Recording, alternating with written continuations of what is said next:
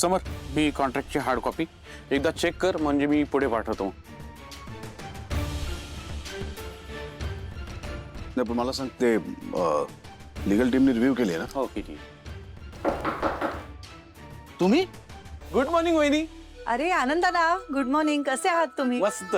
दादा? एवढं काय आश्चर्य वाटतंय तुम्हाला? आत्ता 2 मिनिटापूर्वी बोललो ना आपण.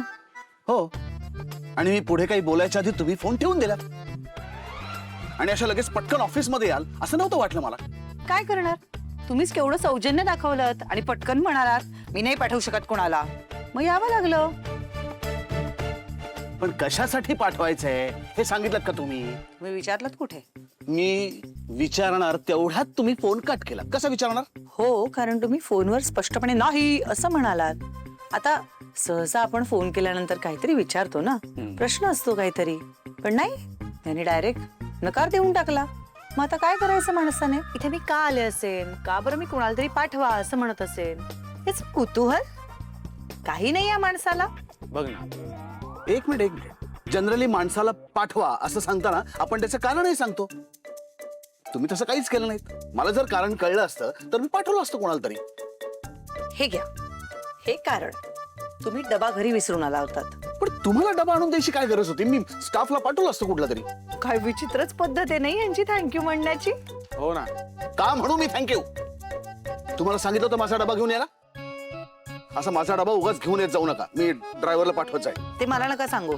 मला याला सांगू? नाही, मला सांगून काही उपयोग नाहीये, तिलाच सांग. एक्झॅक्टली. तुम्ही आणलात ना डबा, मग हे तुम्हालाच सांगणार. मी पण काही स्वतःच्या मर्जीने आणला नाहीये. ते तर मला आजींनी सांगितलं म्हणून मी घेऊन आले. कारण मी आजींना कुठल्याही गोष्टींना नाही म्हणू शकत नाही. नाही तर मला काही हौस नाहीये.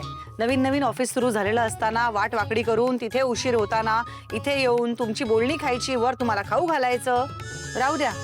गुड डे, निघते मी. येते हा आनंदादा. बाय बाय वहिनी, टेक केअर. Bye bye. किती रूढ आहेत ना या. नेहमी भांडतात, सतत कचकच कचकट किटकिट किटकिट, वैताग येतो माणसाला. खरंय, अगदी खरंय. आणि तुझं काय? माझं काय? तू फार मधाळ आणि गोड बोललास का त्यांच्याशी? कधी कधी मला शंका येते, आनंद दादा तू खरंच माझा मित्र आहेस का? हा, सारखी त्यांची बाजू घेऊन माझ्याशी भांडत असतोस. त्यांची नाही, मी न्यायाची बाजू घेतो आणि ती घेत राहणार. हो, तू आणि न्याय, हो, ह्या दोन विरुद्धार्थी गोष्टी आहेत. समर, तू पण काही कमी नाही माहितीये ना. हा, सतत भांडत असतो त्यांच्याशी. नाही नाही, बरोबर आहे, देवाने करेक्ट बायको दिली तुला. तोडीस तोड आहे, तोडीस तोड. देवाने गाठी बांधून ठेवल्यात ना, बरोबरच केलंय. ऐक ऐक, ती फाईल बघ, ते सगळं चेक कर, सही कर आणि मग मला बोलव. बाय. सगळी रूढ माणसं माझ्या आयुष्यात आली आहेत. हा एक त्यातला अर्जुन. मीच एक गरीब सापडलोय सगळ्यात मध्ये.